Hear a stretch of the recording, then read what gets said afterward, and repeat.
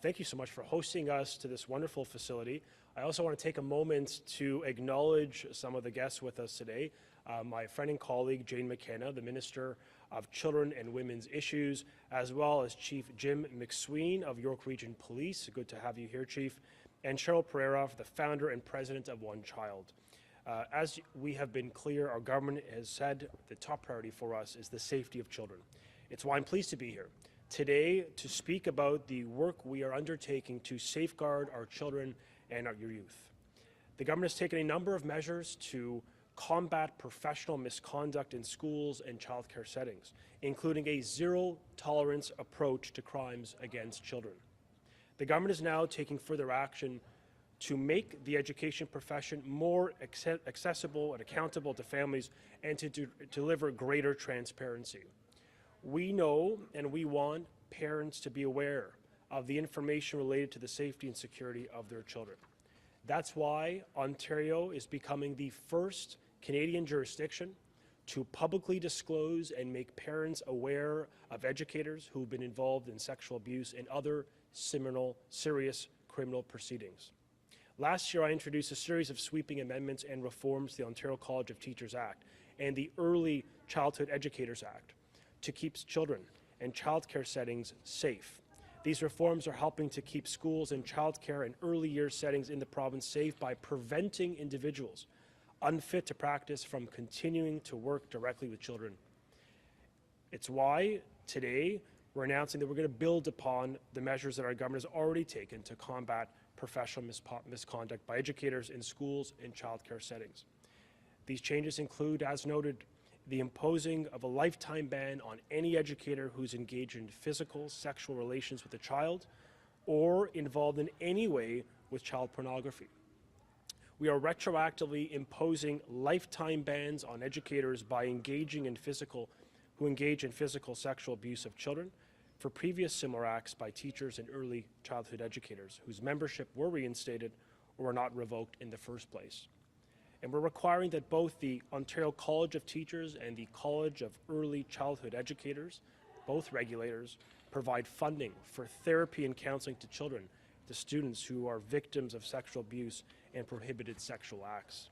And we're requiring that information about disciplinary decisions made by the college's discipline committee, including less serious acts, be permanently available on both registrars, publicly available for parents in this province. Now today, Minister McKenna and I are going further by making information public about criminal proceedings involving their members on their public registers. We are doing this with one aim, and that is to protect the safety of students and your children, because our message is clear: zero tolerance for anyone who will harm a child. Publicly posting this information allows parents to know which educators have been involved in criminal proceedings that are relevant to their practice when this information is known to the college. These changes are some of the ways we're making and taking action to make the education profession more accountable to families with a zero-tolerance approach to crimes against children. In addition to promoting greater transparency, the government is firmly committed to preventing, to stopping sexual abuse before it even begins. And it's why the government today is also announcing mandatory, comprehensive sexual abuse prevention program for all certified educators and early childhood educators as well, making Ontario the only province in Canada to have mandatory sexual abuse prevention training for all educators to be completed by September 15th of this year. The Ontario College of Teachers has put in place a sexual abuse prevention program to all of its members in good standing, and as I noted, it must be completed by September. New and returning applicants are required to complete the sexual abuse prevention program along with all other certification requirements in order to become certified. Because for our government, we believe parents have a right to know if an educator is charged or convicted of a serious crime, because we take zero tolerance on this. Now, for the College of Early Childhood Educators, completion of the sexual abuse prevention program will be done by summer of 2022. Now, I want to be very clear that we value so deeply the work that educators do across the province, whether it's in our classrooms, our childcare facilities, early on centers, or before and after school programs. They play a critical role to the protection of safety. Overwhelmingly hardworking, law-abiding, decent people who care about our kids. But these charters are focused on protecting what matters most, and that is Ontario's youth, and we have the full support of the Ontario College of Teachers and the College of Early Childhood Educators to enact these reforms to protect children. It is about ensuring that children and students in our schools and early years and our childcare settings are protected, and that the public has confidence in our publicly funded system and our regulated educators. Thank you so much, and I now look forward to passing it over to Minister McKenna to say a few words.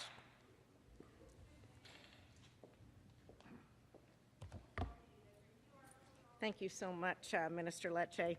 Every student in Ontario deserves a learning environment where they are safe and feel safe. We know the foundation of successful and high-performing schools is a caring, respectful, and positive learning environment. From policymakers to parents, caregivers, and school staff, we all have a role to play in protecting the intellectual, physical, mental, and emotional well-being of children in this province. During the school years, kids spend most of their days at school.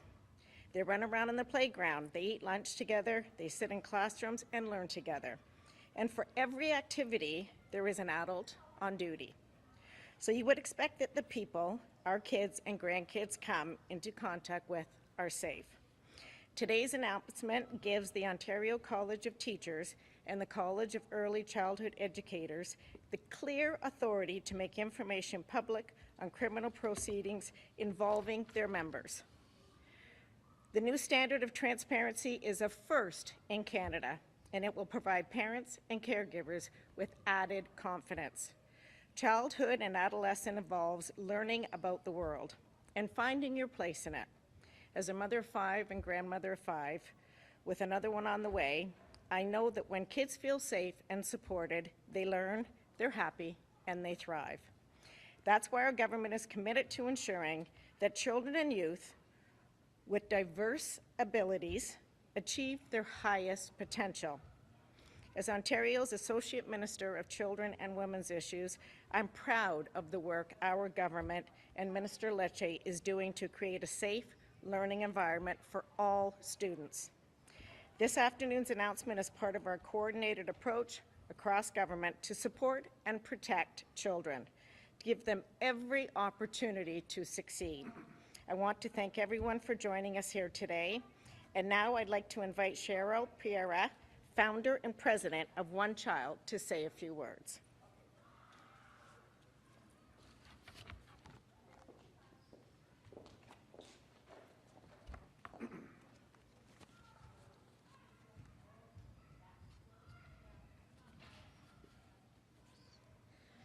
Thank you, Minister McKenna. On behalf of One Child, the first organization that's empowering a child and youth-led movement against the sexual exploitation of children, I'd like to congratulate the Ontario government for introducing these critical safeguards for children. When parents kiss their children goodbye in the morning and they send their children off to school, they do so with confidence and comfort that their child is going to be in a safe, secure, and nurturing environment to learn and grow. For some children, school is their only safe haven, unlike their homes.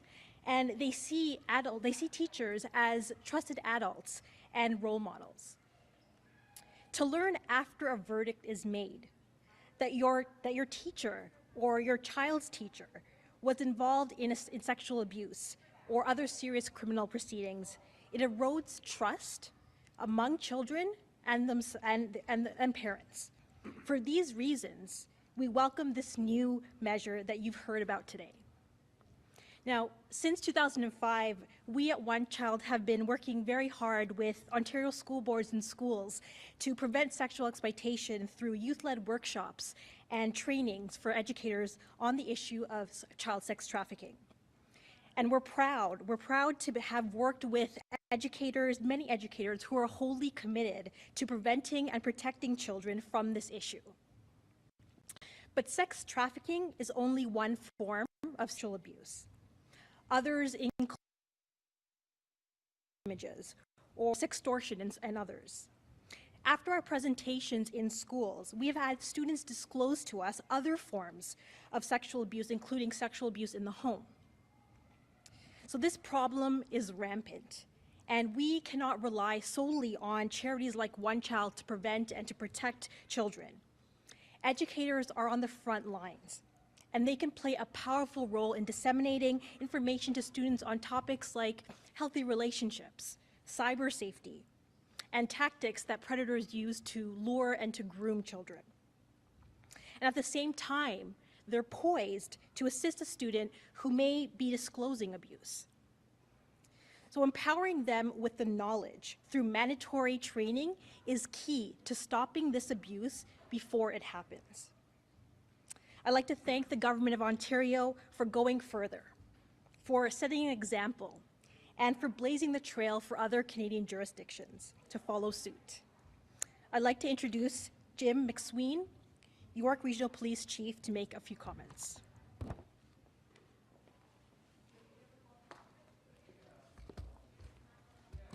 Thank you, and good morning.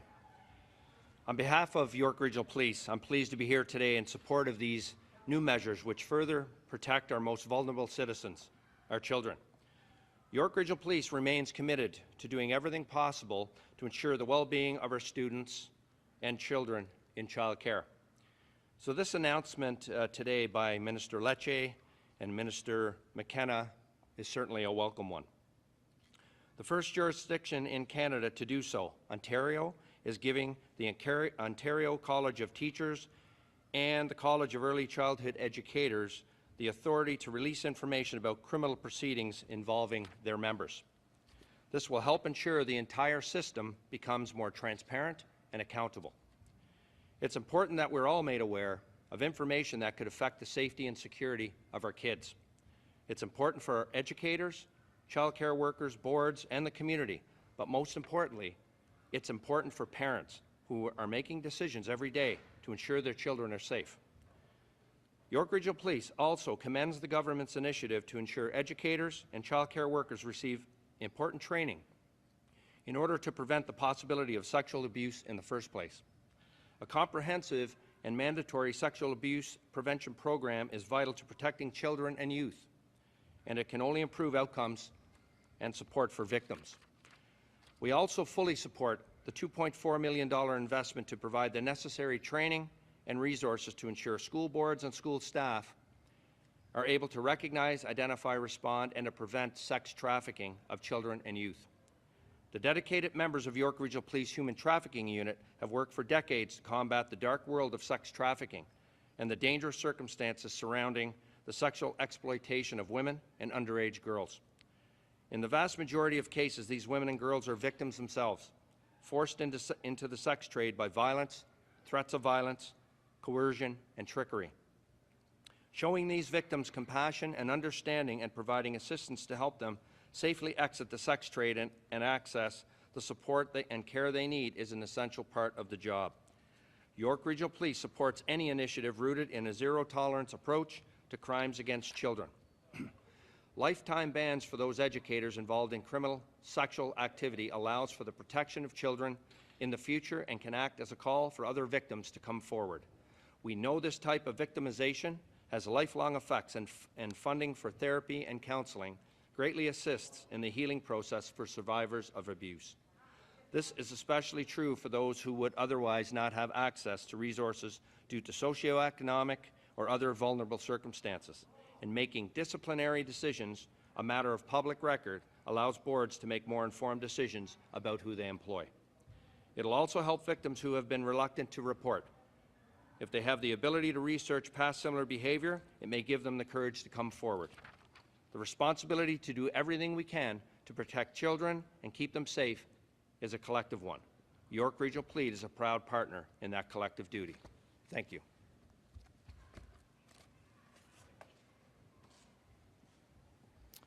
Okay, we'll go to the floor here for questions.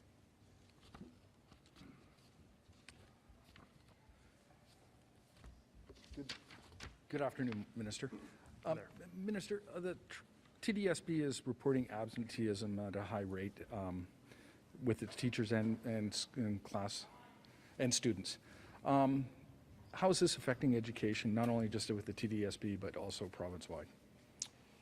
You know, with the Omicron variant, we expected higher rates of absenteeism, and the government announced a plan to ensure schools can remain open and stable, which is why we had announced a $304 million expansion of funding to hire more staff, over 2,300 staff projected hired as we speak, helping to ensure children remain as safe as possible and engaged in the curriculum and learning. We've doubled the number of days retired educators can work. Over 10,000 retirees last year stepped up. We're grateful to them, and we really are looking forward to their participation, helping to stabilize those schools when class shortages emerge. And finally, we've expanded the number of teacher candidates that can work within our schools. All of this is making a difference to create a talent pool that is dependable for staff when these vacancies and gaps and absentee can emerge.